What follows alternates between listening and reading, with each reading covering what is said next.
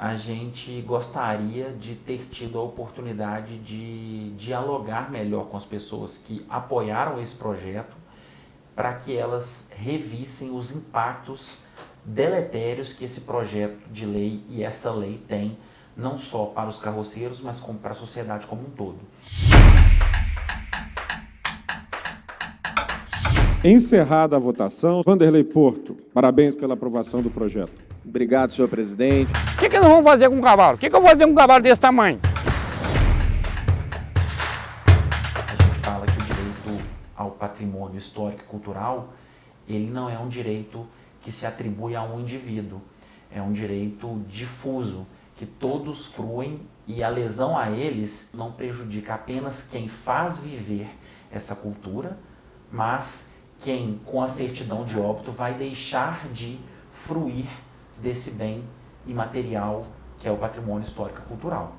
Esse projeto de lei, ele anda em contrariedade à obrigação do Estado de preservar o patrimônio imaterial que é carregado por meio dessa expressão cultural e dessa tradicionalidade que os carroceiros expressam com os seus modos de fazer, viver e de se organizar socialmente, e que também já é reconhecido e certificado como uma comunidade tradicional pela Comissão Estadual de Povos e Comunidades Tradicionais de Minas Gerais. Então merece não só esse reconhecimento, mas a proteção, mas também essa proteção ela é um dever do Estado para que as próximas gerações possam usufruir desse patrimônio que carrega, inclusive, uma marca da trajetória humana. Esse procedimento legislativo, ele ocorreu o tempo todo sem consulta aos principais interessados, que eram os povos carroceiros.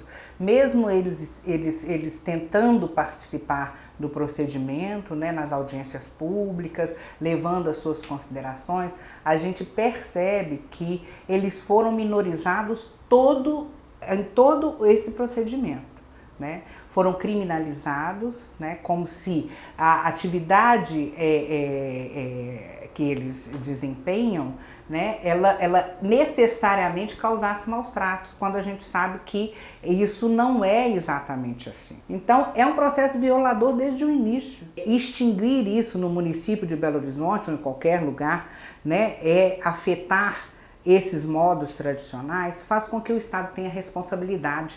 Ele não pode fazer isso sem antes consultar a comunidade, sem antes envolver e inclusive decidir com ela mesma, né, se porventura esse parâmetro em algum momento não puder ser harmonizado com o sistema jurídico nacional de uma forma geral, como que isso vai acontecer. O debate, até porque não contou com a participação dos verdadeiros interessados e atingidos por essa legislação, ele foi simplista e reducionista.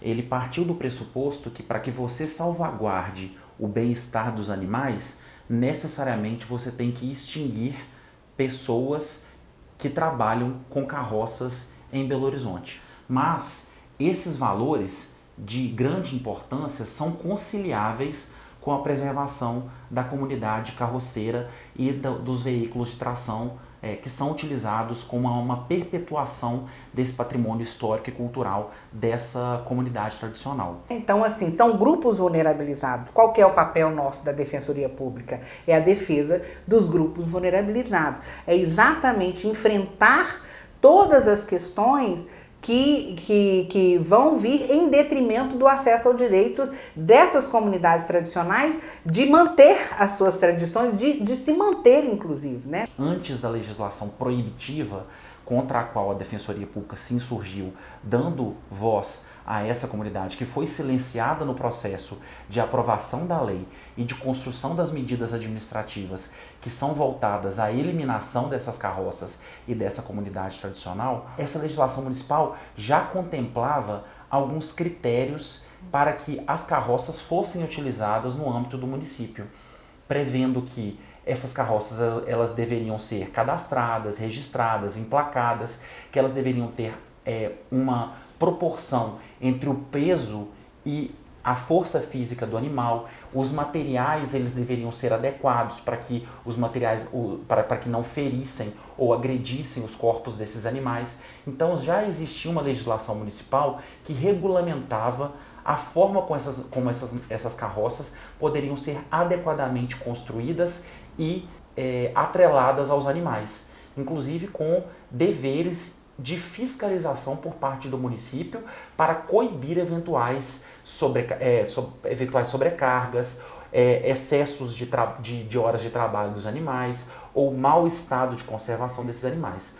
O que aconteceu é que, por comodismo, o município não implementou essa lei, não fiscalizou a implementação dessa lei que protegia os animais, mas que ainda assim permitia o trabalho tradicional dos carroceiros, e num discurso simplista entendeu que a forma de solucionar essa aparente tensão entre a proteção animal e a comunidade tradicional carroceira seria eliminar as carroças das ruas de Belo Horizonte. Quando o que nós sabemos é que essa comunidade tradicional detém um protocolo minucioso com mandamentos sobre como se dá a relação do homem com o cavalo na carroça. Então, dentre os princípios está o zelo pelo animal, a boa qualidade do material, ou seja, essa comunidade tradicional é zelosa com seus animais. As pessoas que usam o animal de forma inadequada sequer pertencem a essa comunidade. Então existe uma forma de você fazer a convivência harmônica entre esses dois interesses de grande importância. Os animais eles podem ser protegidos em seu bem-estar, estando ainda nessa contínua vivência biocultural dessa tradicionalidade, desse patrimônio material e imaterial que é carregado por essa comunidade tradicional. Desde que o município, na verdade, fiscalize as boas práticas e aplique as sanções devidas àqueles que praticam algum tipo de excesso e abuso desse direito. Então, existe uma convivência, uma possibilidade de convivência harmônica. E a consulta, além de não ter sido feita, a participação dessas pessoas que, justamente porque são vulnerabilizadas, são silenciadas na participação, não só na sociedade, mas também junto às instâncias de poder, porque são predominantemente pessoas pobres, periféricas, muitas delas negras, muitas delas idosas, muitas delas analfabetas. Elas não foram ouvidas nesse processo de construção da legislação. Então eles partiram do pressuposto que é possível substituir a carroça por veículos automotores, quando para você ser habilitado a dirigir um veículo automotor, um dos pressupostos é a capacidade de leitura, é a alfabetização. Então eles ignoraram a analfabetização de parte dessa comunidade, ignoraram o fato de que existem pessoas idosas que trabalharam a vida inteira com carroça e que não estão já a uma altura da vida em que possam mudar a sua forma de auferir renda e sustentar suas famílias.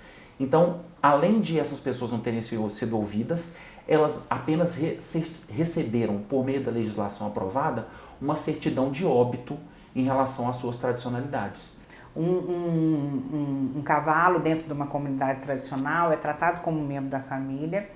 A questão em si, dessa força animal utilizada para a atividade, ela já tinha parâmetros legislativos onde eram contemplados aí, essa visão, vamos dizer assim, do uso do animal naquela atividade. O mesmo tipo de ação, ele nunca foi feito, essa bandeira nunca foi feita, por exemplo, para levantar, para questionar o uso do cavalo pela polícia militar, por exemplo, ou para a prática de esportes. Imagina a quantas exaustivas situações são expostos esses animais na prática esportiva. Então, assim, a gente verifica que há uma intencionalidade específica em atingir o carroceiro.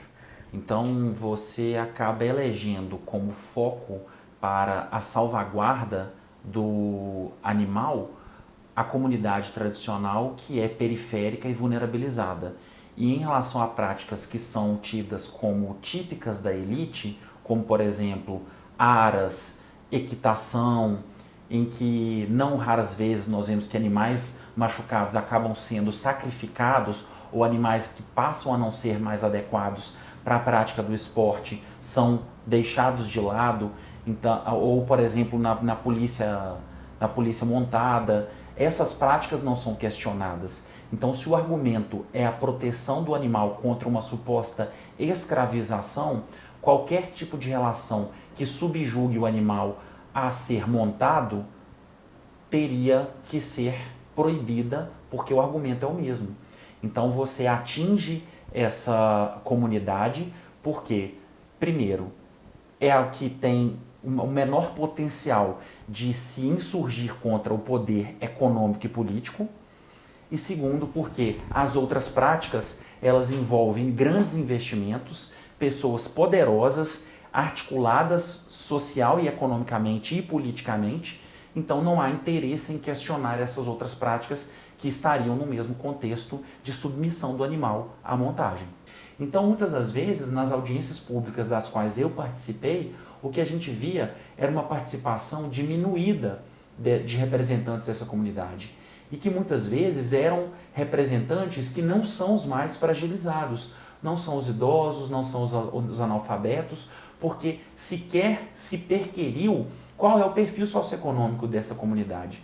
A Prefeitura de Belo Horizonte desconhece quantas pessoas vão ser atingidas por esse programa. E desconhece a ponto de falar que quando houver a substituição da carroça por um veículo automotor, eles vão estabelecer parcerias para facilitar a aquisição desses veículos automotores.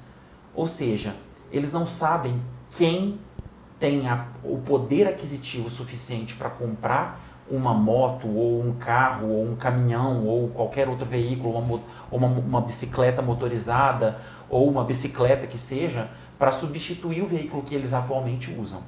Tanto que eles já estipulam que eles não vão ter condições de financiar essa aquisição substitutiva. Então eles só negam a responsabilidade que eles teriam de substituir efetivamente esses veículos. E mais, eles ignoram que o Estado, quando ele traça o seu perfil para as atividades econômicas, o Estado ele tem o dever de respeitar a livre iniciativa e a liberdade de trabalho. E aí ele oprime uma forma de trabalho que é legalmente desenvolvida por parte dessa comunidade, retira o sustento dessa comunidade e não faz estudos do impacto que isso vai ter em relação a apoios socioassistenciais que essas famílias vão precisar. Que crianças, adolescentes, jovens, adultos, idosos, pessoas com deficiência vão carecer a partir do momento em que a sua principal fonte de renda for extinta pelo Estado. Então a gente está coletando esses dados nesse momento, junto à própria comunidade, participando aí desses momentos, né, em que eles, por óbvio, né, com intensa aflição, têm vivido em decorrência de já ter praticamente anunciada, né, a sentença da sua extinção.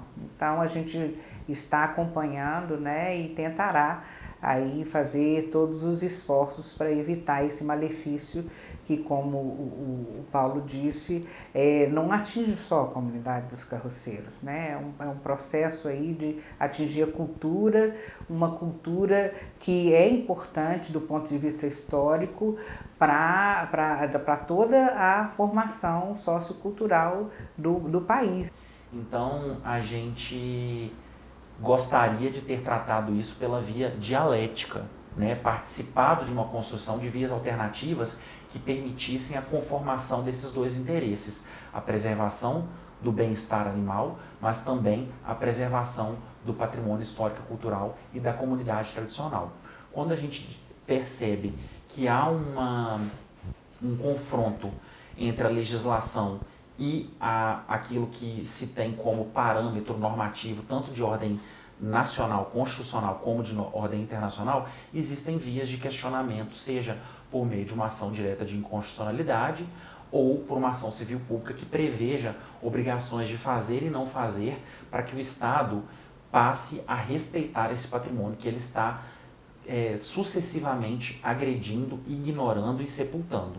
além de questionamentos de ordem né, de controle de convencionalidade, já que existe um tratado internacional que prevê o protocolo de consulta livre, prévia e informada e que não foi observado. A responsabilidade do município aí é que tem que ser questionada e também os danos que essa comunidade tradicional vai sofrer, né, também tem que ser